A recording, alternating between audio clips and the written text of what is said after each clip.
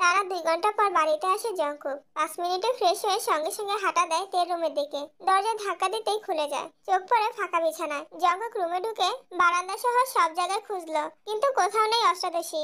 ও ছাদে যায়নি তো? জঙ্কুক কোনো কিছু না ভেবে ছুটে চলে যায় ছাদে। কোথাও কাউকে চোখে পড়ছে না। হঠাৎ বিদ্যুৎ চমকানোতে জঙ্কুকের চোখে পড়ে রেলিং ঘেঁষে ছাদের ফ্লোরে বসে আছে অষ্টাদশী। তে! এক মুহূর্তে দৌড়ে গেল তের কাছে। অজ্ঞান হয়ে পড়ে আছে তার প্রণয়নী। জঙ্কুক 2 হাতে কোলে তুলে নিল তেকে। সিঁড়ি দিয়ে হাঁটছে ঠিকই, কিন্তু দৃষ্টি তার অষ্টাদশীর মলিন মুখের পানে। জঙ্কুকের চোখ বেয়ে 2 ফোঁটা অশ্রু গড়িয়ে পড়ল অষ্টাদশীর গালে। তেকে রুমে এনে বিছানার সাথে হেলান দিয়ে বসিয়ে টাওয়াল এনে হাত মুখ আর মাথা কিছুটা মুছে দিল। সঙ্গে সঙ্গে রুম থেকে বের হয়ে নিজের রুমে গিয়ে বাইকের চাবি আর হেলমেট নিয়ে মামুনির দরজার সামনে এসে 2বার ডাকলো। ইয়ঞ্জনি দরজা খুলে বলল, রিমা রিজঙ্কুক বাবা বিজ্জাইছো নাকি? হ্যাঁ মামুনি, তুমি একটু তের রুমে যাও, ওর অবস্থা ভালো না। আপাতত বাড়ির মানুষকে ডেকো না, আমি ডাক্তার নিয়ে আসছি। আর হ্যাঁ, ওর শরীরটা একটু ধুয়ে দিও। 20 মিনিটের মধ্যে জঙ্কুক ডাক্তার নিয়ে চলে এসেছে। ডাক্তার 10 সেকেন্ড দেখলো কি দেখলো না, জঙ্কুক বলে উঠলো, ওর কিছু হবে না তো? তেমন কোনো সমস্যা নেই, বেশিক্ষণ বৃষ্টিতে ভিজেছে মনে হয়। তাছাড়া ও হয়তো কোনো মানসিক চাপে আছে, তার জন্য এমনটা হয়েছে। কিছুক্ষণের মধ্যেই জ্ঞান ফিরে আসবে। আমি কিছু মেডিসিন লিখে দিচ্ছি, জ্ঞান ফিরলে খাইয়ে দিও। যদি জ্ঞান না ফিরে তাহলে পরবর্তীতে জানিও, একটা স্যালাইন করতে হবে। জ্ঞান ফিরলেও কিছুদিন একটু রেস্টে রাখবে, কোনো প্রকার মানসিক চাপ দিবে না। ডাক্তার প্রেসক্রিপশন লিখে জঙ্কুকের হাতে দিল। জঙ্কুক ওষুধগুলোর নাম পড়ে টেবিলের উপর প্রেসক্রিপশন লিখে ডক্টরকে বাড়িতে পৌঁছে দিয়ে ওষুধগুলো কিনে নিয়ে আসলো। তে তখনও অজ্ঞান অবস্থায় শুয়ে আছে। ইয়ঞ্জনি মেয়ের হাতে পায়ে তেল মালিশ করছে। জঙ্কুক ওষুধগুলো টেবিলের উপর রেখে হেয়ার ড্রায়ার বের করে মামুনিকে বলল, মামুনি তুমি একটু ওকে ধরে বসো। এরপর জঙ্কুক নিজেই হেয়ার ড্রায়ার দিয়ে ঘুরিয়ে ঘুরিয়ে চুলগুলো শুকাচ্ছে তের। পুনরায় তেকে শুয়ে হাতে পায়ে তেল মালিশ করতে লাগলো দুজন। শুননিতে কি হয়েছে তোর? হ্যাঁ দেখি জোর কমছে কিনা। রিমা রি এই সিরিজ জোর দিয়ে কমার নামই নিতেছে না। তুমি ওকে ওঠাও, আমি খাবার নিয়ে আসছি। ওষুধ খাইয়ে দিলে যদি একটু কমে। এরপর জঙ্কুক নিচে গিয়ে একটা প্লেটে অল্প ভাত আর একটু তরকারি নিয়ে আসলো। জঙ্কুক ভাত মাখিয়ে তের মুখের সামনে ধরে বলল, হা কর। জঙ্কুক ভাই অষ্টাদশীকে নিজের হাতে খাইয়ে দিচ্ছে, কিন্তু অষ্টাদশীর মনে কোনো আনন্দ নেই, নেই কোনো উত্তেজনা। যে জঙ্কুক ভাই তার মনের ভেতর সারাক্ষণ এক্কা দোক্কা খেলতো, সেই জঙ্কুক ভাইকে চোখ মেলে দেখার সাধ্য হচ্ছে না তার। কয়েক লোকমা ভাত কোনো রকমে খেলো। পরের বার দিতে গেলে তে ডানে বামে ঘাড় ঘোরালো। জঙ্কুকও বুঝতে পারলো, তাই আর জোর করলো না। ওষুধ খেয়ে একবার তের কপালে হাত রাখলো। জ্বরের মাত্রা বাড়ছে। মামুনি তুমি থাকো ওর কাছে, কোনো সমস্যা হলে আমায় ডেকো, আমি সজাগ আছি। এরপর জঙ্কুক প্লেট হাতে নিয়ে চুপচাপ বেরিয়ে গেল রুম থেকে। 10 থেকে 15 মিনিট পর সুগা দৌড়ে তের রুমে ঢুকে। কি হয়েছে তের? বলে তের পাশে বসে কপালে হাত রাখলো। তে জ্বরে কাঁপছে দেখে সুগা ছুটে গিয়ে নিজের রুম থেকে একটা কম্বল এনে বোনের গায়ে জড়িয়ে দিল। তারপর একটা ছোট রুমাল ভিজিয়ে কিছুক্ষণ জলপট্টি দিল। ডাক্তার কি বলেছে? ডাক্তারে তো কইছে সিরিয়াস কোনো সমস্যা না, রেস্ট নিতে কইছে আর চিন্তা কম করতে কইছে। ওষুধও দিয়া গেছে। ওষুধ খাওয়ানো হয়েছে? হ্যাঁ, জঙ্কুকে খাওয়াই দিয়া গেছে। ভাইয়া কোথায়? কিছুক্ষণ হইছে এন থেকে গেছে। এদিকে জঙ্কুক রুমে এসে ব্যালকনিতে পায়চারি করতে লাগলো। স্থির হতে পারছে না কোনোভাবেই। দুপুরে খাবার খেয়েছিল, তারপর সন্ধ্যায় শুধু 1 কাপ কফি খেয়েছে। মধ্যরাত হয়ে গেছে, খায়নি এখনো কোনো কিছু, তাই মুখটা মলিন হয়ে আছে। হাতের অবস্থাও করুণ। বাসায় ফেরার পথে ব্যান্ডেজ খুলে ফেলেছিল। বৃষ্টির পানিতে কাটা অংশগুলো ফ্যাকাশে হয়ে গেছে। কিছুক্ষণ পর জঙ্কুক বড় বড় পা ফেলে ছাদে চলে গেল।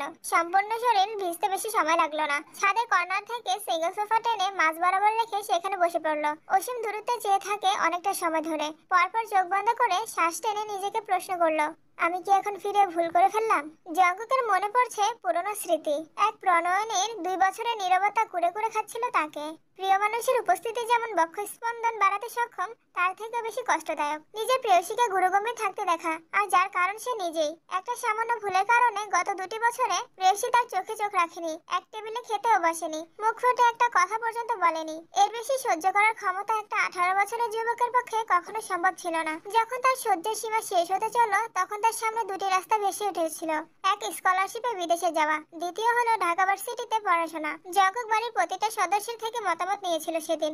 এমনকি তার হৃদয়হরিণীর কাছেও সেদিন আকুল মিনতি করে জিজ্ঞাসা করেছিল সে কি চায়। ছোট্ট হৃদয়হরিণীর অভিমানের মাত্রা এতটাই তীব্র ছিল যে সেদিনও জঙ্কুকের চোখে চোখ রাখেনি, জঙ্কুকের কোনো কথার উত্তরও দেয়নি। 2 বছর যে ললনার অভিমান ভাঙাতে অক্ষম, সেই ললনার অভিমান কয়েক মাসে ভাঙানো সম্ভব ছিল না। তারপরে জঙ্কুক শেষবার যাওয়ার আগে অভিভূতের ন্যায় নিষ্পলক চেয়েছিল তার সেই ললনার দিকে, যদি একবার বলতো ভাইয়া তুমি যেও না। কিন্তু না, সেদিনও মুখ ফুটে কিছু বলেনি তার প্রেয়সী। জঙ্কুক পাড়ি জমালো ভিনদেশে। পার্থিব জগতের সাথে অপার্থিব সৌন্দর্যের অধিকারী তার সেই ছোট্ট ললনাকে ফেলে চলে গিয়েছিল বহু দূরে। এবার চলো অতীত থেকে কিছু জেনে আসি। জঙ্কুকের কাদম্বিনী নুপুর পরে চঞ্চল পায়ে সারাক্ষণ বাড়িতে ছুটোছুটি করত, অথচ জঙ্কুক সামনে আসলে তার পা থেমে যেত, মুখ লুকাতো মায়ের আঁচলের নিচে। জঙ্কুক খুব চেষ্টা করেছিল ললনার অভিমান ভাঙানোর, কিন্তু সে প্রতিবারই ব্যর্থ হয়েছিল। পড়তে গেলে ঘুমাতে গেলে সেই চঞ্চল পায়ে নুপুরের শব্দ জঙ্কুকের হৃদয় ভেঙে চূর্ণ বিচূর্ণ করত। যে ছোটাছুটি চঞ্চলতা সে নিজের চোখে দেখতে পারে না, তার শব্দ কানে আসলে আকাশ ভেঙে পড়তো মাথায়। তাই খুলে নিয়েছিল তার পায়ের থেকে নুপুরগুলো। দেশ ছেড়ে যাওয়ার কিছুদিন পূর্বে সুগাকে জড়িয়ে ধরে 2 বছরের জমাটবদ্ধ নীলপাহাড় ভেঙে অঝরে কেঁদেছিল জঙ্কুক। বোধশক্তি হওয়ার পর সেটাই ছিল জঙ্কুকের প্রথম কান্না। লোকে বলে পুরুষ মানুষের কাঁদা নিষেধ, কান্না এলেও কাঁদা যাবে না, চাপিয়ে রাখতে হবে তার মনের গহীনে। কিন্তু যখন জীবনের সবচেয়ে মূল্যবান জিনিসটা হারিয়ে যায় বা নিজের থেকে প্রিয় ব্যক্তির সাথে দূরত্ব বেড়ে যায়, তখন পুরুষ মানুষ চাইলেও নিজেকে শক্ত রেখে অনুভূতি চেপে রাখতে পারে না। সুগা জঙ্কুকে সেই মরা কান্না দেখে বিস্ময়কর চোখে তাকিয়েছিল। কয়েক মুহূর্ত পর জঙ্কুককে জড়িয়ে ধরে কয়েকশোবার জিজ্ঞাসা করেছিল, কি হয়েছে ভাইয়া, কাঁদছো কেন, বলো আমায়। কিন্তু বাধাহীন কান্নার ফলে জঙ্কুক কোনো উত্তরই দিতে পারছিল না। পরক্ষণেই সুগা উপলব্ধি করেছিল হয়তো দেশ ছেড়ে প্রিয়জনদের ছেড়ে চলে যাবে, তাই এভাবে কাঁদছে। সে আর প্রশ্ন করেনি, চুপচাপ ভাইয়ের কান্নার গভীরতা মাপতে ব্যস্ত হয়েছিল। জঙ্কুকের সেই কান্না স্থির হয়েছিল প্রায় 1 ঘন্টা। কান্নার মাত্রা কিছুটা কমার পর সুগা জিজ্ঞাসা করলো, কি হয়েছে ভাইয়া, এভাবে কাঁদছো কেন? আমি ওকে ছেড়ে এতদূর কিভাবে থাকবো? গভীর রাত, শান্ত নিস্তব্ধ একটা পরিবেশে জঙ্কুকের এই কথাটা সুগার হৃদয়ে গিয়ে লেগেছিল। সুগার বয়স তখন সবেমাত্র 16তে পড়েছে। এত কিছু না বুঝলেও ভাইয়ের কথাটার মানে সে স্পষ্ট বুঝতে পেরেছিল। কে সে? তে। সুগা বিমোহিত নয়নে তাকিয়েছিল বেশ খানিকক্ষণ। তারপর ভাইকে শান্ত করে ছাদের ফ্লোরে বসে জঙ্কুকের অব্যক্ত প্রেম অনুভূতি শুনেছিল। সুগার কাঁধে ছিল গুরু দায়িত্ব, একদিকে মায়ের পেটের বোন, অন্যদিকে চাচাতো ভাইয়ের নির্মল কান্না। সব শুনে শেষমেশ সুগার জঙ্কুকের চোখ মুছে মুচকি এসে শান্ত কণ্ঠে বলেছিল, তুমি চিন্তা করো না ভাইয়া, আমি আছি তো তেকে দেখে রাখার জন্য। তোমার ভালোবাসা তোমারই থাকবে। সেই রাতে এক ফোঁটাও ঘুমায়নি দু ভাই। সারা রাত জেগে শুধু তেকে নিয়ে অধিবেশন করেছিল। এমনকি দেশ ছেড়ে যাওয়ার দিনও জঙ্কুক সুগাকে জড়িয়ে ধরে শুধু একটা কথাই বলেছিল, ওকে দেখে রাখিস, ওর উপর যেন কোনো আঁচ না পড়ে। জঙ্কুক দেশ ছাড়ার পর থেকে তেকে দেখে রাখার গুরু দায়িত্ব পড়েছে সুগার উপর। তে কোথায় যায়, কার সাথে মিশে, খাওয়া, পড়াশোনা, স্কুল, কলেজ, টিউশন, পছন্দ অপছন্দ সবকিছু দেখে রাখা ছিল সুগার প্রথম কাজ। শত ব্যস্ততার মাঝেও জঙ্কুক দিনে কমপক্ষে 3বার করে সুগাকে কল দিয়ে শুধু তের খোঁজ নিত। 7 বছরে এমন একটা দিন কাটেনি যে জঙ্কুক তের খোঁজ নেয়নি। তবে গত 7 বছরে তের কোনো ছবি দেখেনি জঙ্কুক। সুগা অনেকবার বলেছে, পাঠাতেও চেয়েছিল ছবি, কিন্তু জঙ্কুকের এক কথা, বেঁচে থাকলে দেশে ফিরেই দেখবে তেকে। জঙ্কুক দেশে ফেরার দিন এয়ারপোর্টে আসার পর সুগা জঙ্কুককে জড়িয়ে ধরে কানে কানে বলেছিল, আজ থেকে আমি রিল্যাক্স করব, তোমার বউ তুমি সামলাবে। জঙ্কুক মুস্কি এসে বলেছিল, বউকে সামলাতেই তো 6 মাস আগে ফিরতে হলো। জঙ্কুক চেয়েছিল আরো 6 মাস পর নিজেকে গুছিয়ে একেবারে আসতে, কিন্তু হঠাৎই অনাকাঙ্ক্ষিত ঘটনা ঘটলো, যার কারণে 6 মাস ওয়েট করা জঙ্কুকের পক্ষে সম্ভব ছিল না। যে ছেলের জন্য ছোট্ট কাদম্বিনীর গায়ে হাত তুলেছিল জঙ্কুক, যার জন্য তাকে 9 বছর যাবৎ প্রেয়সী থেকে দূরে থাকতে হয়েছিল, সেই ছেলে পুনরায় আবির্ভাব হয়েছিল তার জীবনে। এইচএসসির পর থেকে যে কোচিং এ ভর্তি করানো হয়েছে, সেই কোচিং এ ছেলেটাও ভর্তি হয়েছিল। তার সুগার জঙ্কুকের অজানা ছিল। ছেলেটা তাকে দেখার পর থেকে খুব চেষ্টা করছিল কথা বলার জন্য, কিন্তু কোনোভাবেই সুযোগ হচ্ছিল না। কোচিং থেকে জঙ্কুককে জানানোর পর ছেলেটার বেস্ট টাইম চেঞ্জ করে দিয়েছিল জঙ্কুক। তারপর সুগাও কয়েকদিন থেকে কোচিং এ দিয়ে আসছে এবং নিয়ে আসছে, কিন্তু তাতে কোনো লাভ হয়নি। ওই ছেলে তের বেস্ট টাইমের আগে পরে কোচিং এর সামনে দাঁড়িয়ে থাকতো। জঙ্কুক সুগাকে ওই ছেলের সম্পর্কে খোঁজ নিতে বলে। দিন শেষে জানতে পারে এটাই সে ছেলে যার জন্য ছোটবেলা তার প্রেয়সীকে মেরেছিল। এটা জানা মাত্রই জঙ্কুকের মাথায় রক্ত উঠে গিয়েছিল। ইমার্জেন্সি ভিসা ম্যানেজ করে দেশে ফিরেছে। দেশে ফিরে 9 বছরের রাগ, ক্রোধ, আক্রোশ সবটা ঢেলে ছেলেটাকে পিটিয়েছিল জঙ্কুক। এখন চলো বর্তমানে ফিরে যাই। সুগা ঘন্টাখানেক ধরে তের মাথায় জলপটি দিয়েছে, কিন্তু জ্বর যেন কোনোভাবে কমছে না। ইয়ঞ্জনি ঘুমিয়ে পড়েছিল। হঠাৎ সজাগ হয়ে সুগাকে জলপটি দিতে দেখে জিজ্ঞাসা করলো, কি রে বাবা, তুই এনো এই কুম্বালা আইসোস খাইতি না? খিদে নেই। রামকুকু মনে হয় খাই নাই, দুই ভাই মিল্লা খাইতি যা। এই রে, ভাইয়া কোথায় আছে? আম্মু একটু পর পর বোনের জ্বরটা চেক করো, সমস্যা হলে আমায় ডেকো। কোনো রকমে কথাগুলো বলে স্পিডে বের হলো তের রুম থেকে। এক ছুটে চলে গেল জাঙ্কুকের রুমে, কিন্তু জাঙ্কুক রুমের কোথাও নেই। সুগা রুম থেকে বের হয়ে করিডোর থেকে নিচে দেখলো, নিচেও নেই জাঙ্কুক। সুগা দৌড় দিল ছাদের দিকে। ছাদের দরজা থেকে চোখে পড়লো জাঙ্কুক সিঙ্গেল সোফাতে বসে আকাশের পানে মুখ করে বসে আছে। এক মুহূর্ত দেরি না করে সুগা বৃষ্টির মধ্যেই জাঙ্কুকের কাছে দৌড়ে গেল। ভাইয়া, বৃষ্টির মধ্যে বসে আছো কেন? রুমে চলো। তুই রুমে যা প্লিজ ভাইয়া, চলো রুমে। কি পাগলামি শুরু করছো তোমরা? আমার জন্য তেরা যে এই অবস্থা, আমার মরে যাওয়া উচিত। তোমাদের মরতে হবে না, আমি মরে যাই, তাতেই তোমাদের শান্তি হবে। সুগা, আমাকে ধমকাচ্ছ কেন? বলো না হয় অবুঝ, পাগলামি করে ফেলেছে। তাই বলে তুমি কেন পাগলামি করছো ভাইয়া? তোমার কি এমন কাজ করা মানাচ্ছে? তুমি যদি স্ট্রং না থাকো তাহলে তেকে সামলাবে কে বলো? তুমি তো জানো ভাইয়া, আমার জীবনের তে আর তুমি সবচেয়ে কাছের মানুষ। তোমার বা তের কিছু হলে আমি বাঁচতে পারবো না। প্লিজ পাগলামি করো না, রুমে চলো। এরপর সুগা জঙ্গকে বুঝিয়ে রুমে নিয়ে আসে। জঙ্গকে শাওনিতে ঢুকিয়ে সুগাও নিজের রুমে গিয়ে ফ্রেশ হয়ে এসে জাঙ্কুকের মুখোমুখি বসলো। জাঙ্কুকের চোখ মুখ ফুলে আছে, দেখে বোঝা যাচ্ছে বেশ খানিকটা সময় কেঁদেছে। সুগা জাঙ্কুকের হাতটা সামনে এনে এপাশ ওপাশ ঘুরে দেখলো, হাতের অবস্থা খুব খারাপ। সুগা ওষুধের বক্স থেকে একটা মলম বের করে অল্প অল্প করে লাগিয়ে দিচ্ছে। জাঙ্কুক দাঁতে দাঁত চেপে তা সহ্য করছে। ব্যান্ডেজ করে দেবো ভাইয়া? ব্যান্ডেজ লাগবে না। ভাইয়া খাবে না? না। প্লিজ ভাইয়া চলো না, খেতে যাই। আমি খাবো না বললাম তো, তুই খেয়ে নে। সুগা বুঝতে পারলো ভাইকে জোর করে কোনো লাভ নেই, তাই চুপচাপ রুম থেকে বেরিয়ে চলে গেল। জঙ্কুকে বাকি রাত কাটলো ব্যালকনিতে দাঁড়িয়ে। প্রতিদিন সকালবেলা নিচে রান্না আর পেপার পড়ার ধুম থাকলেও আজ ড্রয়িং রুম সম্পূর্ণ ফাঁকা, কারণ সবাই এসে হাজির হয়েছে তের রুমে। বৃষ্টির মধ্যে ভিজতে গেছো কেরে? বৃষ্টিতে ভিজলে যে জ্বর উঠবো, এই বুধ শক্তিটা কি হয় নাই তো মনে হলো? এখন 1 মিনিট নষ্ট করা মানে একটা দিন নষ্ট করা। ইচ্ছাকৃতভাবে তোমার জ্বর বাঁধানো কি ঠিক হয়েছে? যে যার মতো প্রশ্ন করছে। তাই নির্বাক চোখে শুধু তাকিয়ে আছে। সে কি করে বলবে জঙ্কুক ভাই অন্য কোনো মেয়ের প্রতি কনসার্ন এটা সহ্য করতে না পারে এমনটা করেছে। তোর লাগে খাওয়া না নিশ্চয় নিতে, অল্প কুদ্দুর খা। তাই সবার উপরে ওঠা রাগ যেন মায়ের উপর ঝাড়লো। বললাম তো খাবো না, তেতো লাগে সবকিছু। কথাটা ঠিক মতো শেষও করতে পারলো না। জঙ্কুক হাজির হলো রুমে। তাই দৃষ্টি জঙ্কুকের দিকে পড়তেই কম্বল টানলো কপাল পর্যন্ত। এখানে এত ভিড় করার মতো কি হয়েছে? অসুস্থ রোগী দেখতে এসেছো, দেখে চুপচাপ চলে যাবে। রোগীকে এত প্রশ্ন করছো কেন? ডাক্তার বলেছে ওকে কোনো প্রকার চাপ না দিতে। অনুগ্রহ করে ওকে একটু শান্তিতে থাকতে দাও। না মানে ভাতিজা, তুই জেনে বুঝে কেন বৃষ্টিতে ভিজেছে এটাই সবাই জিজ্ঞেস করছিল, আর কিছু না। ওর ইচ্ছে হয়েছে বৃষ্টিতে ভেজা, তাই ভিজেছে। তাছাড়া জ্বর হলে মাথা ফ্রেশ হয়। এখন সবাই নাস্তা করতে যাও। যার জন্য করি চুরি সেই বলে চোর। আপনি আমার বাধ্য করেছেন বৃষ্টিতে ভিজতে, আর এখন সবার সামনে সেটা আমার ইচ্ছে বলে চালিয়ে দিচ্ছেন। বাহ হিটলার, বাহ কি বুদ্ধি আপনার। বাড়ির কেউ আর কিছু বললো না, চুপচাপ রুম থেকে বের হয়ে গেল।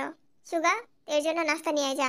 এই তখনও কপাল পর্যন্ত কম্বল টেনে রেখেছিল। রুম নিস্তব্ধ হয়ে যাওয়ায় তাই ভেবেছে সবাই চলে গেছে। তাই এক আঙ্গুলে আস্তে করে কম্বলটা কপাল থেকে নামাতেই চোখ পড়লো জঙ্কুক ভাইয়ের চোখের দিকে। তে আর জঙ্কুকের চোখাচোখি হতেই জঙ্কুক একটা না দুবার ভ্রু নাচালো। জঙ্কুক ভাইয়ের এমন কাণ্ডে তে হেসে ফেললো। তৎক্ষণাৎ মনে পড়ে গেল ও তো জঙ্কুক ভাইয়ের উপর রেগে আছে। সাথে সাথে মুখ গোমরা করে ফেললো। জঙ্কুক একটা চেয়ার টেনে তে বিছানার পাশে বসে বলল, এখন কেমন লাগছে? জ্বর কি কমেছে? তে কিছু বলল না। জঙ্কুক তের কপালে গলায় হাত দিয়ে রেখে বলল, এখনো তো অনেক জ্বর। এর মধ্যে সুগা খাবার নিয়ে রুমে ঢুকলো। এবারেও কি জাঙ্কুক ভাই আমাকে খাইয়ে দিবে? সুগা, ওকে খাইয়ে দে। ঠিক আছে ভাইয়া, আমি খাইয়ে দিচ্ছি। সুগা থেকে উঠিয়ে খাওয়ানো শুরু করলো। কোনো মতে অল্প খেয়ে তে শীতল কণ্ঠে বলল, আর খাবো না ভাইয়া। ভাইয়া বনুকে একটু ওষুধগুলো খাইয়ে দাও তো প্লিজ। আমি নিচে যাচ্ছি, খুব ক্ষুধা লাগছে। বলে সুগা রুম থেকে বের হয়ে নিচে চলে গেল। জাঙ্কুক টেবিল থেকে ওষুধ রেডি করে তের দিকে এগিয়ে দিল। তেও মাথা নিচু করে ওষুধগুলো খেয়ে নিল। সাবধানে থাকিস। জাঙ্কুক চলে যেতে নিলে তে জাঙ্কুকের ডান হাত আঁকড়ে ধরে। সহসা জাঙ্কুক ব্যথায় উফ করে উঠল। তে সঙ্গে সঙ্গে হাত ছেড়ে দিল। তে ভেবেছে জাঙ্কুক ভাই হয়তো বিরক্ত হয়েছে তের ছোঁয়াতে। তের মনটা খারাপ হয়ে গেল। আমি মরে গেলে আপনি? চুপ! আর কোনোদিন যদি তোর মুখে এই কথা শুনি তাহলে ওই দিনই তোকে মেরে বুড়ি গঙ্গায় ফেলে দিয়ে আসবো। তার ছোট্ট হৃদয়টা জঙ্কুক ভাইয়ের কথায় আবারও চূর্ণ বিচূর্ণ হয়ে গেল। এইবারের কেউ আমার ভালোবাসে না, সবাই শুধু বকে। সবার রাগ ঝরার একমাত্র জায়গা হলাম আমি। কেউ কেউ তো আবার গায়েও হাত তুলে। শেষ কথাটা বলে জঙ্কুকের দিকে তাকালো তে। জঙ্কুক অষ্টাদশীর মুখের পানে চেয়ে মনে মনে বলল, এই কেউটা যে তোকে ইচ্ছাকৃত মারতে চায়নি, এটা কি করে বোঝাবো তোকে? এই কেউটা যে নিজের থেকেও বেশি তোকে ভালোবাসে। তোকে মারার সাথে কি তার আছে? আমি পারছি না তোকে বুকে জড়িয়ে চিৎকার করে বলতে যে তুই আমার সবকিছু, তোকে ছাড়া আমি নিঃস্ব। শুনতে তুই হয়তো জানিস না, কারো অলিখিত কাব্য তুই, কারো স্বস্তির নিঃশ্বাস নেওয়ার কারণ তুই। তোর ডাগর ডাগর চোখের চাউনিতে কারো বিনাশ নিশ্চিত। তোর অনাদেয় কর্মকাণ্ডে খুব শীঘ্রই কারো মস্তিষ্কে রক্তক্ষরণ ঘটানোর কারণ হবে। সময় থাকতে সাবধান হয়ে যাতে। বিস্ময়কর দৃষ্টিতে জঙ্কুকের দিকে চেয়ে রইল তে। জ্বরের ঘরে কথাগুলোর মানে বুঝতে পারলো কিনা কে জানে। কার? তোর বাবা মার। নিজের মনের ভাব চাচু আর মামুনের উপর চাপিয়ে দিতে বাধ্য হলো জঙ্কুক। আর কার ভালোবাসার প্রয়োজন তোর? আমার আব্বু যেখানে আমার সাথে প্রয়োজনের বাইরে কথা বলে না, সেখানে তার ইচ্ছা অনিচ্ছা নিয়ে ভাবে।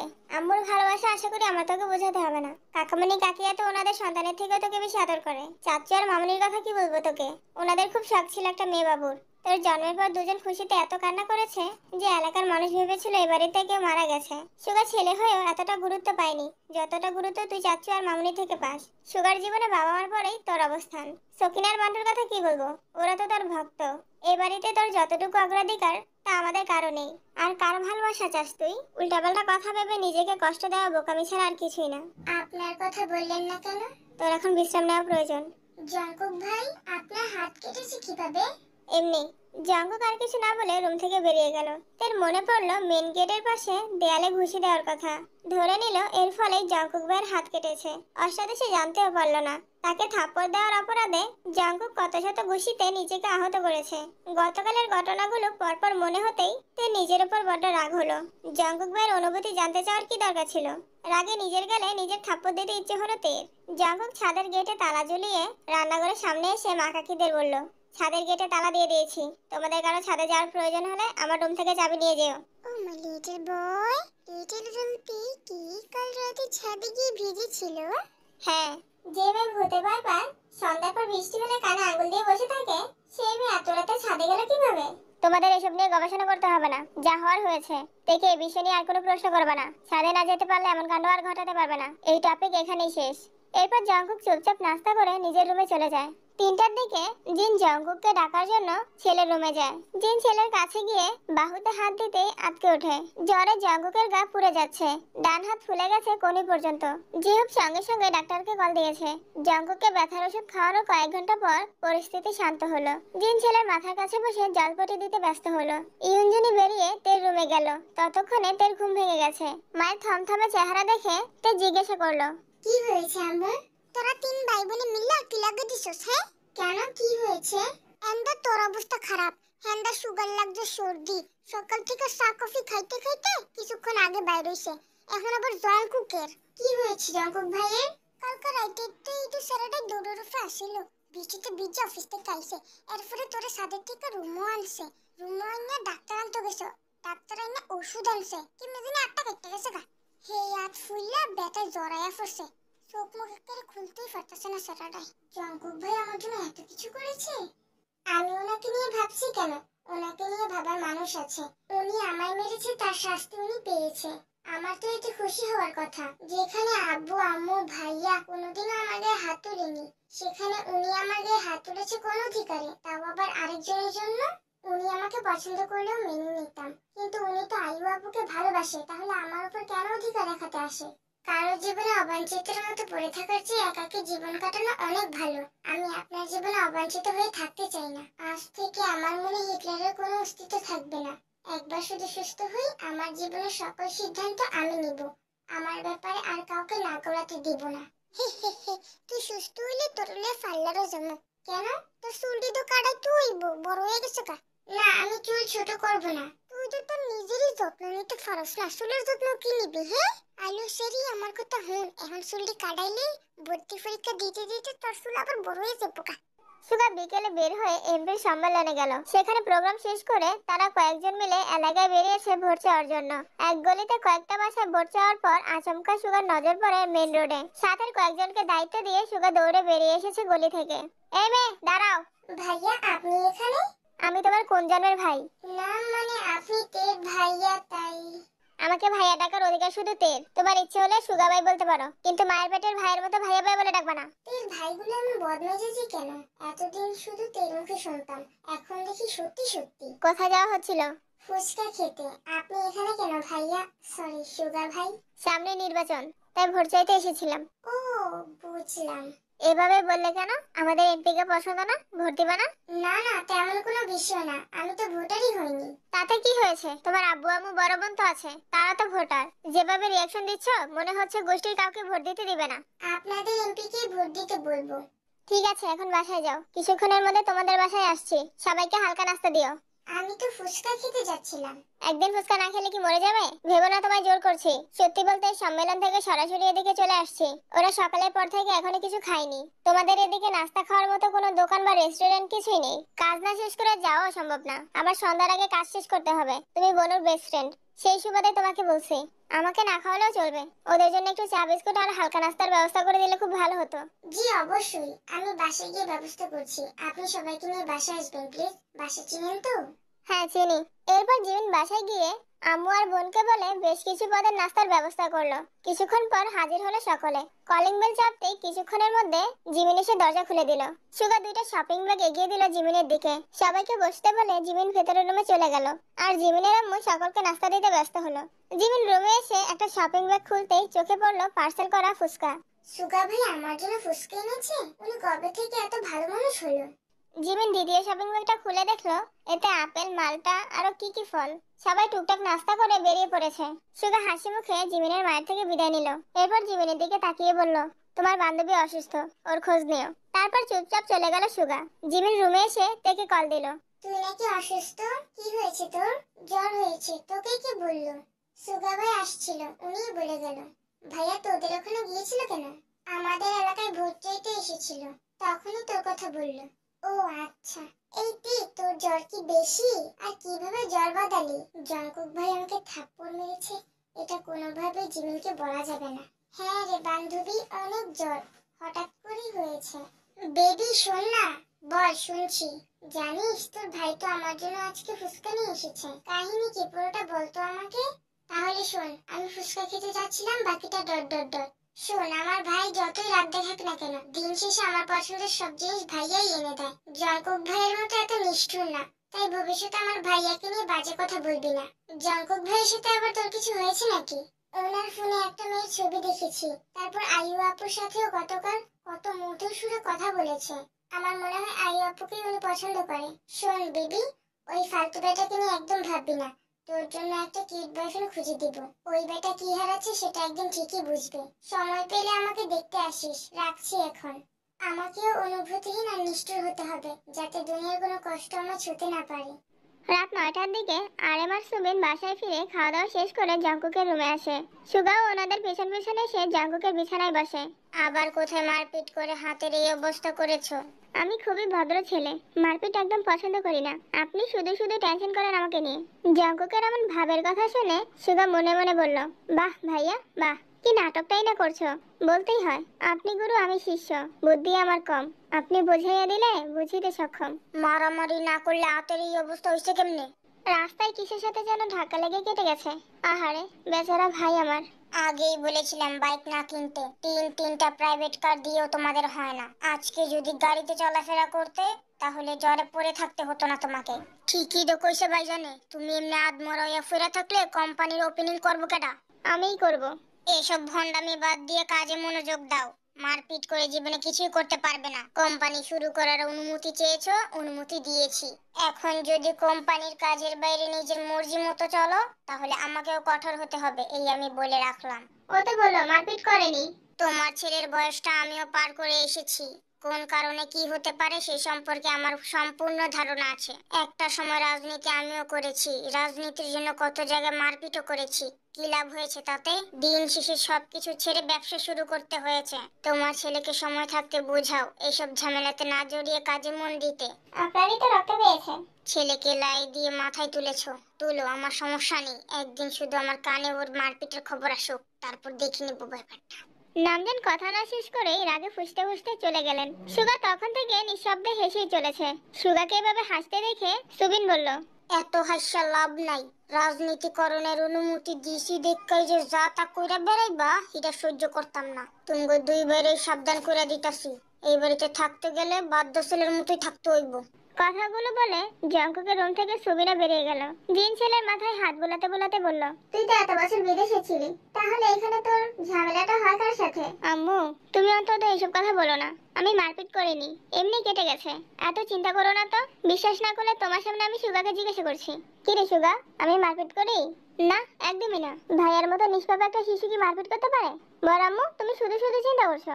আম্মু তুমি এখন আব্বুর কাছে যাও, ওনাকে গিয়ে সামলাও। আমি ঠিক আছি, সমস্যা হলে কল দিবনে। আচ্ছা যাচ্ছি, কল দিবি কিন্তু। ঠিক আছে। জিন চলে যাবার পর জঙ্কুক সুগাকে জিজ্ঞাসা করলো, তে কেমন আছে? শরীরের তাপমাত্রা তো কমছে না, ঘুমাচ্ছে দেখে আসলাম। আম্মু বলল বিকেলে নাকি একটু জ্বরটা কমেছিল। ভাইয়া নিজেকে আহত করে কি লাভ হলো? দিব্যি দুইজন দুই রুমে পড়ে অসুস্থতায় ভুগতেছো। তুমি সুস্থ থাকলে তো বোনের কেয়ার করতে পারতা। যাই হোক, হাতের ব্যথা কমেছে কিছুটা। খেয়েছো ভাইয়া? হ্যাঁ। কোথায় যাবি বলেছিলি, গিয়েছিলি? কি খাওয়ালো? নাস্তা খাওয়াইছে। গুড। লাইট অফ করে দিব? দে।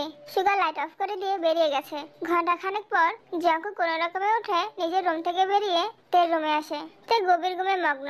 24 ঘন্টা জ্বরেই অষ্টাদশীর মুখমণ্ডল মলিন হয়ে গেছে। তের ঘুম বরাবরই খুব গভীর। বাড়িতে বড়সড় দুর্ঘটনা হলেও ঘুমে থাকলে তে কিছু বুঝতে পারে না। এখন তো জ্বর, তার উপর ওষুধের প্রভাব। সারাদিন রাত শুধু ঘুমায়। জঙ্কুক বিছানার পাশে তের কাছাকাছি বসে অষ্টাদশীর চুলে হাত বুলাতে বুলাতে বিড়বিড় করে বলল, আল্লাহ ওর সব ব্যাধি আমায় দাও, তবু ওকে তুমি সুস্থ করে তোলো প্লিজ। ওর এই অসুস্থতা সহ্য করার ক্ষমতা আমার নেই। আম সরি তে, আর কোনোদিন তোর গায়ে হাত তুলবো না। গত 9 বছরের মতো এবার অন্তত দূরে সরিয়ে দিস না। রাগ কর আর যাই কর, কিন্তু কথা বলিস প্লিজ। তুই কথা না বললে এবার হয়তো দেশ নয় দুনিয়া ছেড়েই চলে যাব। কথাগুলো বলে দীর্ঘশ্বাস ছেড়ে নিজের রুমে এসে ডক্টরের নম্বরে কল করলো জঙ্কুক। ডক্টরের সাথে কথা শেষ করে একটা ছোট পৃষ্ঠাতে দুটো ওষুধের নাম লিখতে লিখতে সুগাকে কল করলো। 1 মিনিটের মধ্যে সুগা এসে হাজির হলো জঙ্কুকের রুমে। জঙ্কুক ওয়ালেট থেকে 1000 টাকা নোট বের করলো। ওষুধের নাম লেখা পৃষ্ঠা আর টাকাটা সুগার দিকে এগিয়ে দিয়ে বলল, কষ্ট করে এই দুটো ওষুধ নিয়ে আসবি প্লিজ। আর বাকি টাকা দিয়ে ওর জন্য খাবার নিয়ে আসিস। টাকা লাগবে না ভাইয়া, আমার কাছে আছে। নিতে বললাম নে। ঠিক আছে ভাইয়া বলে টাকা নিয়ে বেরিয়ে পড়লো সুগা। জঙ্কুক বিছানার সাথে হেলান দিয়ে বসে ফোনের ওয়ালপেপারে দেওয়া তের ছবিটা মনোযোগ দিয়ে দেখছে। জঙ্কুক দেশে ফেরার পর শুক্রবারে যখন সব আত্মীয়রা জঙ্কুককে দেখতে এসেছিল, সেই সময় সোফা জঙ্কুক আর তে মুখোমুখি বসেছিল। তখনই জঙ্কুক তের ছবি তুলেছে আর সেই ছবিটাই এডিট করে ওয়ালপেপারে দিয়ে রেখেছে। ছবিটা দেখতে দেখতে হঠাৎই ঠোঁটের কোণে এক চিলতে হাসি ফুটে উঠলো জঙ্কুকের। কেটে গেল 2 দিন। জঙ্কুক কিছুটা সুস্থ হয়েছে, হাতের ব্যথা একেবারে সারেনি। এর মধ্যে ইয়োনো কাইলা সহ বাকি বন্ধুরাও দেখতে এসেছিল জঙ্কুককে। এই 2 দিনে তের জ্বর কমেছে ঠিকই, তবে শরীর অতিরিক্ত দুর্বল। রবিবার রাতে জঙ্কুক বিছানায় বসে বাম হাতে ল্যাপটপে কাজ করছিল। আগামীকাল 1 তারিখ জঙ্কুকের অফিসের ওপেনিং ডে। ছোট চাচু দরজায় এসে হালকা কাশি দিয়ে বলল, ভেতরে আসবো? হ্যাঁ চাচু আসো। শরীরের এখন কি অবস্থা? কালকে অফিসে যেতে পারবি তো? পারবো, তাছাড়া ইয়োনো আর কাইলা তো আছেই, সমস্যা হবে না আশা করি। কালকে কিন্তু বাইক নিয়ে বের হবি না, আমি তোকে নিয়ে যাব। আমি যেতে পারবো বাইকে। তোকে তোর বাপ চাচার সাথে যেতে বলছি না, তুই আমার সাথে যাবি। আমি তো নিজের টাকা দিয়ে গাড়ি কিনেছি, এখানে ওনাদের কোনো অধিকার নেই। তারপরেও বলতে কিছু নেই, তুই আমার সাথে যাবি এটাই শেষ কথা। আর তুই যদি এই অবস্থায় বাইক নিয়ে বের হতে যাস তাহলে তো ভাইজান ডিরেক্ট নিষেধ করে দিবে, তখন তো বাবার আদেশ মানতে বাধ্য হবি। এত ঝামেলার দরকার নেই, তুই আমার সাথে কালকে যাচ্ছিস এটাই ফাইনাল। ঠিক আছে। সোমবার সকাল সকাল জঙ্কুক একেবারে পরিপাটি হয়ে তের রুমে ঢুকলো। ফিটফাট সুদর্শন জঙ্কুক ভাইকে দেখে তের বুকের ভেতর ধুকপুক শুরু হয়ে যাচ্ছে। ওনাকে এত ভালো লাগে কেন? দেখলেই যেন মনটা শান্তিতে ভরে যায়। জঙ্কুক তার কাছাকাছি এসে বলল, বসতে পারি? তে মাথা নাড়িয়ে সম্মতি জানালো। জঙ্কুক তার কাছাকাছি বসে ঠান্ডা হাতে তার কপালে আলতো করে ছুঁয়ে বলল, জ্বর তো নেই, তারপরে চোখ মুখ এত শুকনা লাগছে কেন? হাস না কিছু? বাহিরে কিছু খাবি? আসার সময় নিয়ে আসবো। কি খাবি বল? রেস্টুরেন্টের খাবার? কেক, বিস্কুট, চানাচুর, চিপস, চকলেট নাকি আইসক্রিম? কিছু খাবো না। চিপসও খাবি না? না। আচ্ছা বাদ দে, আজ আমার নিজস্ব অফিসের প্রথম দিন, দোয়া করিস। জঙ্কুক ভাই আমার কাছে দোয়া চাইতে এসেছে? এটা কি স্বপ্ন নাকি? যাই হোক, এত কিছু না ভেবে দোয়াটা করে দেই। ফিয়ামানিল্লাহ, আপনার জন্য অনেক অনেক শুভকামনা রইল। দোয়া করি আপনি যেন আপনার ব্যবসা আর আয়ু আপুকে নিয়ে সুখে থাকতে পারেন। তুই সাবধানে থাকিস আর খাওয়া দাওয়া ঠিক মতো করিস। আসছি। জঙ্কুক রুম থেকে বের হতে হতে মনে মনে বলল, দোয়া কর যেন খুব তাড়াতাড়ি সাকসেসফুল হয়ে তোকে আমার করে নিতে পারি। সারাদিনের ব্যস্ততা শেষে সুগা আর জঙ্কুক বাড়ি ফিরেছে, সাথে কয়েক প্যাকেট বিরিয়ানি। বাসায় ঢুকে সুগা বিরিয়ানি সবাইকে দিচ্ছে। জঙ্কুক একটা প্যাকেট নিয়ে তের রুমে চলে গেল। তোর জন্য এনেছি, খেয়ে নিস। কি এটা? বিরিয়ানি। আমার তো আমি জানি তোর বিরিয়ানি থেকেও কাচ্চি অনেক বেশি পছন্দ, কিন্তু সব দিক বিবেচনা করে অফিসে বিরিয়ানি দেওয়া হয়েছে। আজ এটা খেয়ে নে, আমি অন্যদিন তোর জন্য কাচ্চি নিয়ে আসবো। তে আর কিছু বললো না, জঙ্কুকে বিরিয়ানি রেখে নিজের রুমে চলে গেল। কেটে গেল 2 থেকে 3 দিন। জঙ্কুকের ব্যস্ততা এখন দ্বিগুণ বেড়েছে। নিজেকে প্রতিষ্ঠিত করার যোগ মাথাচাড়া দিয়ে বসেছে। 2-3 দিন যাবৎ বাসায় ফেরার সময় তের জন্য এটা সেটা খাবার কিনে নিয়ে আসে। একদিন তের জন্য চিপস কিনতে গিয়ে মহা মুসিবতে পড়ে গেল জঙ্কুক। জঙ্কুক দোকানদারকে বলেছে চিপস দেন। দোকানদার জিজ্ঞাসা করেছে কোনটা দিব। কম করে হলেও 20 থেকে 30টা জাতের চিপস। জঙ্কুক হাঁ করে তাকিয়ে আছে। তের পছন্দের 2টা চিপসের নাম শুধু জানতো জঙ্কুক, কিন্তু অন্য কোন কোম্পানির চিপস পছন্দ করে তা অজানা ছিল জঙ্কুকের। তাই দোকান থেকে সব ব্র্যান্ডের চিপস 2টা করে মোটামুটি 1 বস্তা চিপস নিয়ে তের রুমে হাজির হলো জঙ্কুক। আপনি কি চিপসের ব্যবসা শুরু করেছেন নাকি? তোর পছন্দের চিপস কোনগুলো বের কর। এত এত চিপসের ভিড় থেকে 5টা পছন্দের চিপস বের করে তে বলল, এগুলোই আমার পছন্দ।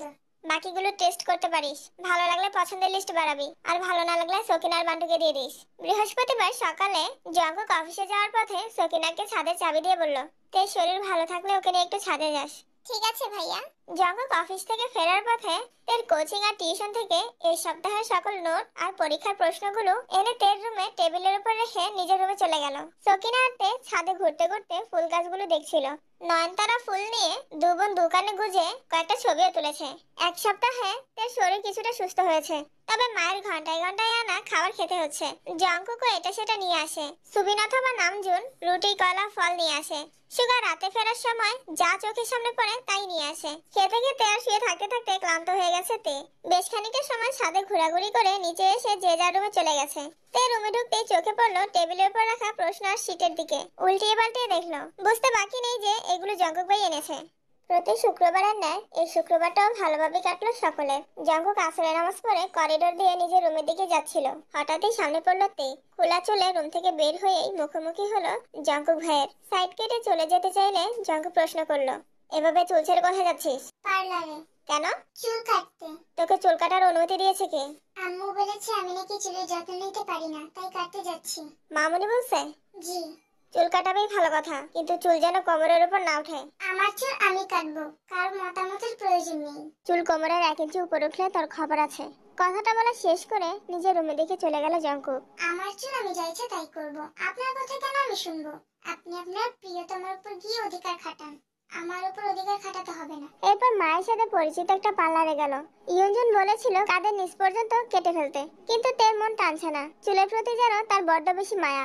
মায়ের কথায় চুল কাটতে রাজি হয়েছে সেই অনেক। পার্লারের মহিলা যখনই চুল কাটার জন্য কাঁচি হাতে নিল, তৎক্ষণাৎ তার মনে পড়ে গেল জঙ্কুক ভাইয়ের বলা কথাটা। জঙ্কুক ভাইয়ের উপর কোনো বিশ্বাস নেই। চুল কাটলে যদি ওই দিনের চেয়েও বেশি জোরে থাপ্পড় মারে, তাহলে তো আমি মরেই যাব। থাক বাবা, বেশি ছোট করার কোনো দরকার নেই। পার্লারের মহিলা যখনই তের চুল কাটতে যাবে, তে চিৎকার দিয়ে ওঠে, রিমা রিসেন্টলিতে কি এসে তোর হ্যাঁ এমনি সিলাইতেছিস কি লিগা? আম্মু কোমর পর্যন্ত কাটবো চুল, এর বেশি কাটবো না। কোমর পর্যন্ত কাটলে আর কি হইব, সেইটা বড়ই থাকবো। তারপরও আম্মু কোমর পর্যন্তই কাটবো। মেয়ের কথা মতো কোমর পর্যন্তই কাটানো হলো। কাজ শেষ করে সন্ধ্যার আগে বাসায় ফিরেছে মামি। জঙ্কুক ড্রয়িং রুমের সোফায় বসে কফি খাচ্ছিল। তে সিঁড়ি দিয়ে দ্রুত হেঁটে নিজের রুমে যাচ্ছে। সাথে সাথে জঙ্কুক কফি খাওয়া বন্ধ দিয়ে তেকে দেখতে ব্যস্ত হলো। তে কোমর পর্যন্ত চুল কেটেছে দেখে জঙ্কুক মাথা নিচু করে মুচকি হাসলো। শনিবারে ডাইনিং টেবিলে বসে নাস্তা করছিল সকলে। এমন সময় তে উপর থেকে নেমে এলো। চঞ্চল পায়ের নুপুরের ঝনঝন শব্দে জঙ্কুক চাইলো সিঁড়িতে। চুল ছোট করাতে যেন অন্যরকম সুন্দর লাগছে তার অষ্টাদশীকে। জঙ্কুক এক পলক দেখে সঙ্গে সঙ্গে দৃষ্টি সরিয়ে নিল। তে খাবার টেবিলের সামনে আসতেই আরেম জিজ্ঞেস করলো, এখন শরীর কেমন তোমার? আলহামদুলিল্লাহ ভালো বড় আব্বু। কিরে বোনু, চুল কেটেছিস নাকি? হ্যাঁ ভাইয়া। ভালোই করেছিস, লম্বা চুলে তোকে শেওড়া গাছের পেতনির মতো লাগতো। তোমার সাহস তো কম না, আমার মাইয়ারে তুমি ফেতনির লগে তুলনা দাও। আরে সুবিন ভাই আমার, সুগা মজা করে বলেছে, বাদ দে এই ব্যাপারটা। আমার মাইয়ারে লইয়া কেউ যেন এরকম মজা আর না করে। আমার মাইয়ার তুলনা শুধু ফরির লগেই হইব। কথাটা বলে সুবিন রাগে ফুসতে ফুসতে চলে যাচ্ছে। সুগা বিড়বিড় করে বলল, পেতনি তো তবু গাছে থাকে, পরি হয়ে কোন দেশ বিদেশে ঘুরবে তখন তো খুঁজেও পাবে না। এসব উল্টা পাল্টা বিষয় নিয়ে ভাই সামনে মজা করিস না, আমি যাচ্ছি তোরা খা। আপু জানো কি হয়েছে? কি হয়েছে? সকিনা জঙ্কুকের দিকে তাকিয়ে বলল, না থাক, পরে বলবো না। না এখনই বল। চুপচাপ খেতে পারিস না? খেতে বসে এত কথা কিসের? এরপর জঙ্কুক খাবার শেষ করে বেসিনের দিকে চলে গেল। তোদের কি আর কিছু লাগবে? আচ্ছা বড় আম্মু, তোমার ছেলের জন্মের পর কি মুখে মধু দাওনি? মধুতে বেজাল ছিল তাই খাইনি। তে আশ্চর্য নয়নে ঘাড় ঘোরালো, কিন্তু ততক্ষণে জঙ্কুক মেন গেট পেরিয়ে চলে গেছে। জঙ্কুককে সত্যি মধু দেওয়া হয়নি। জঙ্কুকের জন্মের সময় আমার অবস্থা অনেক খারাপ ছিল। তখন বাড়িতে দুজন ডাক্তার ছিল, কখন কি সমস্যা হয় সেজন্য। আর ডাক্তাররা কি মধু খেতে দিবে নাকি? বারবার নিষেধ করা হয়েছে, কোনো প্রকার মধু পানি খাওয়ানো যাবে না। আর তোর বড় আব্বুকে এখন কি দেখছিস? জঙ্কুকের জন্মের সময় ছেলেকে রেখে এক চুলো কোথাও নড়েনি। ডাক্তার যা যা বলেছে, যেভাবে বলেছে সেভাবে সব করেছে। এই জন্যই তোমার ছেলে এত কাঠখোট্টা। জঙ্কুক ছোটবেলায় এরকম ছিল না, বিদেশে যাওয়ার আগে থেকে কেমন জানি হয়ে গেছে। দেশে ফিরে তো আরো গম্ভীর হয়ে গেছে। তোরা তাড়াতাড়ি খাওয়া শেষ কর, পড়তে বসতে হবে তো। রাত 11টার পর সুগা বাড়ি ফিরেছে। তে পড়া শেষ করে ভাইয়ার রুমের সামনে গিয়ে ডাকলো, ভাইয়া ভেতরে আসবো? হ্যাঁ ভেতরে আয়। তে রুমে ঢুকে বিছানার পাশে দাঁড়িয়ে আছে। কিছু বলবি? একটা কথা ছিল। হ্যাঁ বল। আইয়ুবের কাছে আমি আর পড়বো না, তুমি ওনাকে না করে দিও। কেন, কোনো সমস্যা? সমস্যা না, এমনি পড়বো না। বনু, এটার সমাধান আমি দিতে পারবো না, তুই ভাইয়ার সাথে কথা বলিস। তুমিই তো আইয়ু আপুকে এনেছিলে, তাহলে তুমি নিষেধ করে দিও, আমি ওনার সাথে কথা বলতে পারবো না। আমার কাছে আইয়ু আপুর নাম্বার নেই, ভাইয়ার কাছে আছে। তাছাড়া ভাইয়ার কথায় আইয়ু আপু তোকে পড়াতে আসছে। তুই না পড়তে চাইলে ভাইয়াকে বলিস, ভাইয়া যা সিদ্ধান্ত নেবে তাই হবে। এই বিষয়ে কথা বলার অধিকার আমার নেই। তোর অন্য কথা থাকলে বল। তে আর কোনো কথা না বলে রাগে ফুঁসতে ফুঁসতে নিজের রুমে চলে গেল। এত বছর তোর সুগাইতে সকল সিদ্ধান্ত নিয়েছে, তবে আজকে না জঙ্কুক ভাইকে সিদ্ধান্ত নিতে হবে। এটাতে কোনোভাবে মানতে পারছে না। কিন্তু অষ্টাদশী তো জানে না, গত 7 বছর যাবৎ জঙ্কুকের সিদ্ধান্তেই সুগা সবকিছু করেছে। সকালবেলা ঘুম থেকে উঠেই তে রুমে পাইচারি করছে। জঙ্কুক ভাইকে কিভাবে বলবে? আজ না আবার থাপ্পড় দিয়ে বসে। তৎক্ষণাৎ নিজেকে নিজে সাহস দিয়ে বলে, তুই কি এত দুর্বল নাকি তে? সরাসরি হিটলারকে গিয়ে মনের কথা বলে দে। বুকে সাহস নিয়ে অষ্টাদশী নিজের রুম থেকে বেরিয়ে করিডোর দিয়ে জঙ্কুকের রুমের দিকে পা বাড়ালো। জঙ্কুক নিজের রুম থেকে বের হচ্ছিল, হঠাৎ তেকে দেখে সেখানে দাঁড়িয়ে পড়লো। তে এক মুহূর্তের জন্য সবকিছু ভুলে জঙ্কুক ভাইয়ের দিকে নিষ্পলক তাকিয়ে রইলো। ছাই রঙের একটা শার্ট, ইন করে পরা, চোখে সানগ্লাস, ক্রাশ খাওয়ানোর লোকেই দাঁড়িয়ে আছে জঙ্কুক ভাই। সে তো জানে না ছোট্ট অষ্টাদশীর মনে মনে কোথায় ব্যথা অনুভব হয়। তাই শান্ত অস্থির নয়ন জোড়ার দিকে তাকিয়ে জঙ্কুক মনে মনে বলে, এই চোখে শুধু আমার সর্বনাশ দেখি। আপনার সাথে আমার কথা আছে। বল।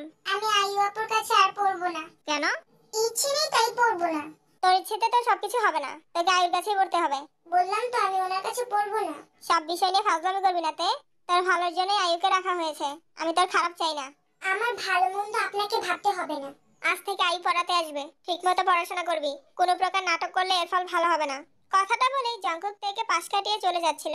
তখনই তো উঁচু গলায় বলল, ওনার কাছে আমি পড়বো না। দরকার হলে আমি বড় আব্বুকে বলবো অন্য টিচার দেখতে আমার জন্য। জঙ্কুকের মেজাজ চরম লেভেলের খারাপ হলো। পায়ের রক্ত যেন মাথায় উঠে গেছে। কি বলবি আব্বুকে? আয়ু পড়াতে পারে না, ওর আচার আচরণ খারাপ, এটা বলবি? আর তুই যে তোর টিচারকে নিয়ে উল্টাপাল্টা ভাবিস, বাজে কথা বলিস, এগুলো আব্বু শুনলে সেটা কি ভালো হবে? এই যে তোকে এত ভালোবাসে, এত আদর করে, থাকবে তো এই ভালোবাসা? তে মাথা নিচু করে নিশ্চুপ দাঁড়িয়ে রইলো। চোখ দিয়ে অঝরে পানি পড়ছে।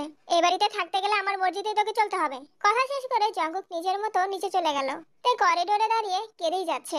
অতিরিক্ত রাগে তের খুব কান্না পায়। এবারে নিয়মই যেন এটা, নামজেন আর সুবিনের আদেশ জঙ্কুক আর সুগাকে অক্ষরে অক্ষরে পালন করতে হয়। আর জঙ্কুকের আদেশ শাসন তেকে পালন করতে হয়। সুগা শুধু তেকে না, সকিনা আর বান্ডুকেও শাসন করে। তবে জঙ্কুকের সকিনা আর বান্ডুর ব্যাপারে কোনো মাথা ব্যথা নেই। জঙ্কুকের ধ্যানে জ্ঞানে শুধুই তে। সকাল থেকে কিছুই খায়নি। কয়েকবার জিমিনকে কলও করেছে, কিন্তু জিমিন রিসিভ করেনি। দুপুর হয়ে গেছে। তে রুমে জোরে গান চালিয়ে বালিশে মুখ গুজে শুয়ে শুয়ে কাঁদছে। হঠাৎ জিমিনের কল আসলো। কি রে এতগুলো কল দিলি কেন? Jimin baby. কি হয়েছে বেবি, কান্না করছিস কেন? আমি এই বাড়িতে থাকবো না, চলে যাব বাড়ি ছেড়ে। কেন, কে কি বলেছে তোকে? কেউ কিছু বলেনি। রেজাল্ট দিলে যদি পাশ করি, তাহলে তুই যে ভার্সিটিতে আবেদন করবি সেই সবগুলো ভার্সিটিতে আমার আবেদনটাও করে দিস। যত টাকা লাগে আমি দিব, তুই শুধু আবেদন করে দিবি। দুজনে পরীক্ষার সময় একসাথে গিয়ে পরীক্ষা দিব। বাংলাদেশে যে জায়গাতেই চান্স পাবো সেখানেই ভর্তি হব। তারপরও এই বাড়িতে থাকবো না। যে যার মতো নিজেদের মর্জি আমার উপর চাপিয়ে দেয়। এত বছর সহ্য করেছি, এখন আবার জীবনে আরেকটা হিটলারের আবির্ভাব হলো। আমার জীবনটা একদম তছনছ করে দিচ্ছে। উনি যা বলবেন তাই মানতে হবে, যেভাবে বলবেন সেভাবেই চলতে হবে। কেন আমি ওনার কথা মেনে চলবো? তুই আবেদন না করে দিলে বলিস, আমি নিজে নিজেই করে নিব। তে একদমে কথাগুলো বলে ফোন কেটে আবার বালিশে মুখ গুজে কাঁদছে। জিমিন আহাম্মকের মতো বসে রইলো। কি এমন হয়েছে যে তে সব ছেড়ে ছুড়ে চলে যেতে চাইছে? কিছুই তার মাথায় ঢুকছে না। জঙ্কুক তার রুমে দরজায় দাঁড়িয়ে তের বলা প্রত্যেকটা কথা শুনেছে। জঙ্কুকের এক হাতে কাচ্চির প্যাকেট। সকালে থেকে ঝেড়ে অফিসে যাওয়ার পর থেকেই জঙ্কুকের মন ছটফট করছিল। কোনোভাবেই কাজে মন দিতে পারছিল না। বাধ্য হয়ে অফিস থেকে বেরিয়ে অষ্টাদশীর পছন্দের রেস্টুরেন্ট থেকে কাচ্চি নিয়ে এসেছে। গত সপ্তাহে জঙ্কুকের কাজের ব্যস্ততার ফলে সেই রেস্টুরেন্ট থেকে কাচ্চি নিয়ে খাওয়ানোর সময় বা সুযোগ কোনোটি হয়ে ওঠেনি। তাই আজ সব কাজ ফেলে বেরিয়েছিল। কিন্তু যাকে সে নিজের থেকেও বেশি ভালোবাসে সেই অষ্টাদশী তাকে ছেড়ে চিরতরে দূরে চলে যাওয়ার প্ল্যান করছে। এটা শুনে জঙ্কুকের মাথায় যেন আকাশ ভেঙে পড়ে হৃদয়টা কেঁপে উঠেছে। এর দিকে ক্ষিপ্ত নয়নে কিছুক্ষণ তাকিয়ে থেকে নিচে এসে ডাইনিং টেবিলের উপর কাচ্চির বক্স রেখে মেন গেটে চলে আসলো জঙ্কুক। জঙ্কুকের অক্ষি যুগল আগ্নেয়গিরি লাভার নেয় লাল টুকটুকে হয়ে গেছে। গেট পেরিয়ে বাইকে উঠতে গিয়ে হাতে থাকা সানগ্লাসটা ডাস্টবিনের দিকে ছুঁড়ে ফেলে দেয়। নিজের ভেতরের সবটুকু ক্রোধ যেন সানগ্লাসটার উপর ঢেলে দিয়েছে। সানগ্লাসের ভাঙা অংশের চাপে হাতে 2 থেকে 3 জায়গাতে কেটে গেছে। এই হাত নিয়েই বাইক স্টার্ট দিয়ে নিজের অফিসে চলে আসে জঙ্কুক। অফিসে ঢুকতেই ইয়োনো ছুটে আসে। স্যার, আপনি এত তাড়াতাড়ি চলে আসলেন যে? বউকে সময় দেওয়া শেষ? জঙ্কুক কোনো কথা না বলে নিজের কেবিনে ঢুকে চেয়ারে চোখ বন্ধ করে বসে পড়লো। ইয়োনো পেছন পেছন জঙ্কুকের কেবিনে ঢুকলো। হাত কেটেছিস কিভাবে? তুই এখন যা, আমি একটু একা থাকতে চাই। চলে তো যাবই, আগে বল কি হয়েছে? কিছু হয়নি। কিছু একটা তো অবশ্যই হয়েছে। আমি তার বেস্ট ফ্রেন্ড, এটা ভুলে যাস না। এখন বল কি হয়েছে? তে কিছু করেছে? আমি ওর জীবনে কাটার নেই। জঙ্কুক নামক কাটাটা ওর জীবনে না থাকলে ও হয়তো অনেক বেশি হ্যাপি থাকতো। কি বলছিস এসব? মাথা ঠিক আছে তোর? আমি ঠিক করেছি, ওকে ওর মতো থাকতে দিব। ওর ব্যাপারে কোনো কথা বলবো না। ইয়োনো এবার সশব্দে হেসে উঠলো। অহেতুক হাসছিস কেন? ইয়োনোর হাসি যেন থামছেই না।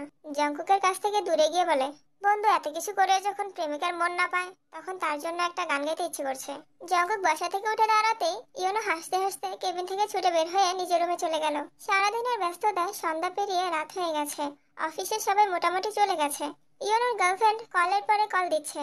জঙ্কুক দেশ ছেড়ে যাওয়ার পর ইয়োনোর সঙ্গে একই ভার্সিটিতে ভর্তি হয়েছিল মেয়েটা। সেই থেকে ধীরে ধীরে বন্ধুত্ব, তারপর প্রেম। তাদের 2 বছরের রিলেশন চলছে। ইয়োনো জঙ্কুকের কেবিনের সামনে দাঁড়িয়ে বলল, তুই বাসা যাবে কখন? একটু দেরি হবে। কেন?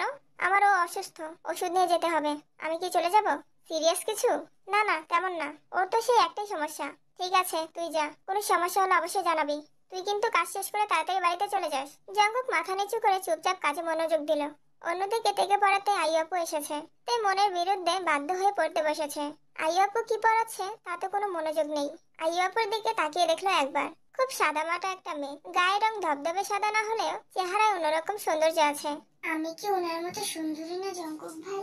পরদিন নাস্তার টেবিলে প্রত্যেকে উপস্থিত, শুধু জঙ্কুক ব্যতীত। জঙ্কুক কি রাতে ফিরেনি? ছোট চাচু সাথে সাথে ফোন বের করে জঙ্কুকে কল দিল। কি রে ভাতিজা, কোথায় আছিস? অফিসে। তুই বাসায় ফিরিসনি কাল? না। কেন ফিরিসনি? অফিসে কাজ ছিল। ও আচ্ছা, আজকে আমাদের অফিসে মিটিং আছে, তুই কি আসবি না? চলে আসবো, এখন রাখছি, কাজ আছে। রাত 10টার দিকে জঙ্কুক বাসায় ফিরেছে। ততক্ষণে সকলের খাওয়া শেষ। শুধুমাত্র বাড়ির 3 বউয়ের খাওয়া বাকি। জঙ্কুক ফ্রেশ হয়ে এসে মা কাকিয়াদের সাথে খেতে বসেছে। কোনো রকমে খাওয়া শেষ করে রুমে চলে আসে। সময় চলছে নিজস্ব গতিতে।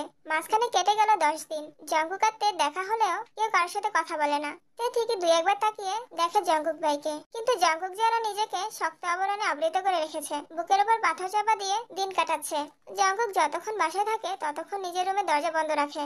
তেও নিজের মতো চলছে, শুধু মাঝে মাঝে ভাবে, জঙ্কুক ভাইয়ের কি কিছু হয়েছে? আজকে এইচএসসি পরীক্ষায় গোল্ডেন এ প্লাস পেয়েছে।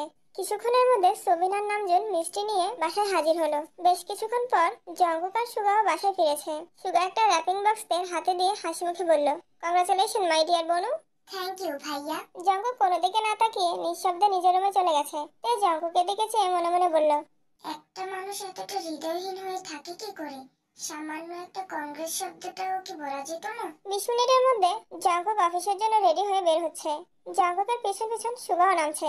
এই সময় আবার কোথায় যাচ্ছিস? অফিসে কাজ আছে। মিষ্টি খেয়ে যা। সময় নেই। জঙ্কুক ভাইয়ের কাঠখোট্টা জবাবে অষ্টাদশীর মন খারাপ হলো। আমি আরো ভাবলাম বোনের রেজাল্টের খুশিতে তোরা 2 ভাই মিলে এলাকায় মিষ্টি দিয়ে আসবি। একবারিতে কতবার মিষ্টি দিতে হবে?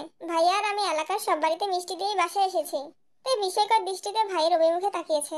10 দিনের রাগ যেন 10 সেকেন্ডে হাওয়া হয়ে গেছে। প্রিয় মানুষ বরাবরই প্রিয় থাকে, মাঝে মাঝে শুধু অভিমানের চাদরে ঢেকে যায়। আমি কি ঠিক শুনেছি? জঙ্কুক ভাই আমার রেজাল্টের খুশিতে এলাকায় মিষ্টি বিতরণ করেছে? তাহলে বাসায় এমন রাগে মুড নিয়েছিল কেন? একটা মিষ্টি মুখেও নিল না। উনি কি কোনো বিষয়ে রেগে আছে? আমগুরি জানাইলে কি এমন হইতো হুনি? তুই বা জঙ্কুক বাবা আমগুরি কইতে পারতি? ভাইয়া লোক দেখানো কাজ পছন্দ করে না, তা তো তোমরা জানোই। তাছাড়া আমি তো এখন বললামই তোমাদের। রক, বড় ভাইয়ের দায়িত্ব পালনে জঙ্কুক অবহেলা করে নাই, এটাই তো দরকার। আব্বুর মুখে এমন কথা শুনে তার মুখটা মলিন হয়ে গেল। জঙ্কুক ভাইকে তো সে বড় ভাই হিসেবে ভাবেনি কখনো। জঙ্কুক ভাই হলে ক্রাশ, না হলে বাস, ভাইটাই কিছু না। রাত 10টায় জঙ্কুক রাতের খাবার খেয়ে নিজের রুমে গিয়ে দরজা বন্ধ করে ফেলে। বেশ কিছুক্ষণ পর তে নিচে আসতেই ইউনজনি বলে, এসরি মেসা, জঙ্কুককে মিষ্টি দিলি না কেরে? তোমরা বলনি কেন? আমরা তো কইছি ওই খাইতো না কইয়া গেছে গা। এখন তুই একটু লইয়া যা, যদি তুই কইলে খায়। একটা প্লেটে কয়েকটা মিষ্টি নিয়ে তে গুটি গুটি পায়ে জঙ্কুক ভাইয়ের রুমের সামনে হাজির হলো। দরজা বন্ধ দেখে খটকা লাগলো তের। জঙ্কুক ভাই আসার পর থেকে কখনো দরজা বন্ধ করে ঘুমায় না, তাহলে ইদানিং দরজা বন্ধ করে রাখে কেন? রুমের ভেতর কম সাউন্ডে গান বাজছে। তে মনোযোগ দিয়ে শোনার চেষ্টা করলো। কি ব্যাপার, জঙ্কুক ভাই এত কষ্টের গান শুনছে কেন? তে দরজায় টোকা দিয়ে আস্তে করে ডাকলো। জঙ্কুক ভাই। ভেতর থেকে কোনো জবাব না আসায় তে উচ্চস্বরে আবার ডাকলো, জঙ্কুক ভাই। সহসা গান বন্ধ হয়ে গেল। সিগারেট হাতে দরজা খুলে দিল জঙ্কুক। কিছু বলবি? জঙ্কুক ভাইয়ের হাতে দ্বিতীয়বারের মতো সিগারেট দেখে তার হৃদয় চূর্ণ বিচূর্ণ হলো। হাজার রাগ অভিমান থাকুক, তারপরে জঙ্কুক ভাইয়ের প্রতি তার সুপ্ত ভালোবাসা এখনো বর্তমান। আপনি আবারও সিগারেট খাচ্ছেন? তাতে তোর কোনো সমস্যা? হ্যাঁ। কি সমস্যা? জঙ্কুক প্রশ্ন করে দরজা থেকে সরে বিছানার পাশে বসে সিগারেট ঠোঁটে ধরেছে। তার জঙ্কুকের কাছে গিয়ে মুখ থেকে সিগারেট টেনে ফ্লোরে ছুঁড়ে ফেলে দিয়ে রাগে ফুঁসতে ফুঁসতে বলল, আপনি সিগারেট খান, এটাই আমার সমস্যা। জঙ্কুক আশ্চর্য নয়নে চেয়ে রইল অষ্টাদশীর মুখে। তার রাগে ফুঁসছে আর ঘন ঘন শ্বাস ছাড়ছে, আবার মনে মনে ভয় পাচ্ছে। জঙ্কুক ভাই যদি মারলে মারবে, কিন্তু ওনাকে সিগারেট খেতে দেখতে পারবো না। কেন এসেছিলি? আপনার জন্য মিষ্টি নিয়ে এসেছি। আমি মিষ্টি খাবো না, নিয়ে যা। কেন খাবেন না? আমার রেজাল্টে কি আপনি খুশি না? জঙ্কুক নিস্তব্ধ হয়ে ফ্লোরে পড়ে থাকা সিগারেটের দিকে চেয়ে আছে। কিছু বলছেন না যে? তুই খুশি থাকলেই হলো, আমার খুশিতে কি আসে চায়? আপনি কি আমার উপর কোনো কারণে রেগে আছেন? আচ্ছা তে, আমি যদি দেশ ছেড়ে একেবারে চলে যাই, তাহলে তো তুই এ বাড়িতে আনন্দে থাকতে পারবি, তাই না? তে আশ্চর্য নয়নে চাইলে জঙ্কুক ভাইয়ের দিকে। এই 1.5 মাসেই জঙ্কুক ভাই অষ্টাদশী হৃদয়ের সবটুকু জায়গা জুড়ে অবস্থান করছে। জঙ্কুক ভাই দেশ ছেড়ে চলে যাবে এই কথাটা কোনোভাবেই মানতে পারছে না তে। তার নয়ন জোড়ায় জঙ্কুক ভাইয়ের প্রতি এক সমুদ্র ভালোবাসা স্পষ্ট প্রতীয়মান হচ্ছে। আপনি কেন চলে যাবেন? যদি সত্যি সত্যি এমন হয় যে আমি চলে গেলে তুই বাড়ি ছেড়ে যাবি না, তাহলে আমি যত তাড়াতাড়ি সম্ভব চিরকালের জন্য দেশ ছেড়ে চলে যাব। তবু তুই ভালো থাকিস আর এই বাড়ির রাজকন্যা হয়ে থাকিস সারা জীবন। জঙ্কুক ভাই এত কঠিন কথা কেন বলছে তার কারণ খুঁজে পাচ্ছে না অষ্টাদশী। অনেক ভাবার পর মনে পড়লো 10 দিন আগের ঘটনা। তাহলে কি জিম্মির সাথে বলা কথাগুলো জঙ্কুক ভাই শুনে ফেলেছিল? আসলে ওই দিন আমার খুব রাগ হচ্ছিল। আয়ু আপুর কাছে পড়তে চাইনি, তবু আয়ু পড়াতে না পারলে আমি আনতামই না। কেন আয়ুকে এনেছি, কেন তোকে আয়ুর কাছে পড়তে জোর করেছি, সবটা জানতে পারবি। শুধু একটু ধৈর্য রাখ আর পড়াশোনা কর মন দিয়ে। নতুন টিউটর আনলে তোর মানিয়ে নিতে সময় লাগবে, এখন তোর হাতে এত সময় নেই। একটা কথা মাথায় রাখিস। আর যাই হোক, আমি তোর খারাপ চাই না, এইটুকু বিশ্বাস আমার উপর রাখতে পারিস। সত্যিই তো, আয়ু আপু পড়ানোতে কোনো সমস্যা নেই। ওনাদের মধ্যে যাই থাকুক, তাতে আমার কি? সরি জঙ্কুক ভাই, আর এরকম করব না। সমস্যা নেই, এখন যা তুই। আপনি মিষ্টি না খেলে আমি যাব না। বললাম তো খাবো না, তুই যা। বললাম তো যাব না, একটা খান প্লিজ জঙ্কুক ভাই। জঙ্কুক মুস্কি হেসে বলল, ঠিক আছে দে। জঙ্কুক ভাইয়ের হাসিতে তে গলে পানি হয়ে গেছে। রোমান্টিক মোডে বলল, আমি খাইয়ে দিই মিষ্টি। ঠিক আছে। তে মিষ্টির প্লেট নিয়ে জঙ্কুক ভাইয়ের কাছাকাছি এসে দাঁড়ালো। জঙ্কুক ভাইয়ের শরীর থেকে আসা পুরুষালী গন্ধে তে সর্বাঙ্গ ঝাঁকুনি দিল। জঙ্কুক ভাইয়ের কাছাকাছি এলে তে নিজের অস্তিত্ব হারিয়ে ফেলে।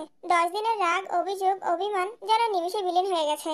জঙ্কুক ভাই মানে এক প্রকার নেশা, কাছে আসলেই অষ্টাদশী সেই নেশায় আসক্ত হতে বাধ্য। তে দৃঢ় হস্তে কাঁটা চামচে একটা মিষ্টি তুলে জঙ্কুক ভাইয়ের মুখের সামনে ধরলো। জঙ্কুকও চুপচাপ খেয়ে নিল। আরেকটা কি খেতে হবে? তে সঙ্গে সঙ্গে উপর নিচ মাথা নাড়ালো। তোর এই পাগলামি যেন সারা জীবন থাকে। তে আরেকটা মিষ্টি এগিয়ে দিল জঙ্কুক ভাইয়ের মুখের দিকে। জঙ্কুক দ্বিতীয় মিষ্টি শেষ করে ছোট্ট করে বলল, বস এখানে। তে সঙ্গে সঙ্গে বিছানার পাশে বসলো। জঙ্কুক একটা মিষ্টি কেটে অর্ধেকটা তের মুখে দিল। তে যেন কিছুতে বিশ্বাস করতে পারছে না জঙ্কুক ভাই তাকে মিষ্টি খাওয়াচ্ছে। তে চুপচাপ মিষ্টিটা খেয়ে নিল। জঙ্কুক দ্বিতীয়বার বাকি অর্ধেক মিষ্টিটা তার মুখের সামনে ধরে বলল, দুবার না খাওয়ালে তো তুই আবার পানিতে পড়ে যাবি, নে হা কর। জঙ্কুক ভাই, একটা কথা বলবো? বল। যদি বলি আপনি আর সিগারেট খাবেন না, তাহলে কি মানবেন? যেখানে তুই বললে হাসি মুখে জীবনটাও দিয়ে দিতে রাজি, সেখানে সিগারেট আর এমন কি? আজ এই মুহূর্ত থেকে আমি জঙ্কুক সিগারেট ছাড়লাম, আর কোনোদিন ছুঁয়ে দেখবো না, প্রমিস। কি হলো, বলছেন না যে? ঠিক আছে, চেষ্টা করব। এতটুকুতেই তে মহা খুশি। না যে করেনি সেই অনেক। আরেকটা কথা জিজ্ঞেস করি? বল। চুলদারি বড় হয়েছে, কাটান না কেন? কেন, এভাবে ভালো লাগে না? তে মিষ্টি প্লেট হাতে নিয়ে চুপচাপ দরজা পর্যন্ত গিয়ে পেছনে তাকিয়ে বলল, আপনাকে সবভাবেই ভালো লাগে, তবে এখন আপনার ড্যাশিং লুকটা মিসিং। কথাটা বলেই করিডোর দিয়ে অন্তহীন ছুটে নিজের রুমে চলে গেল তে। জঙ্কুক দরজার দিকে চেয়ে নিঃশব্দে হাসছে।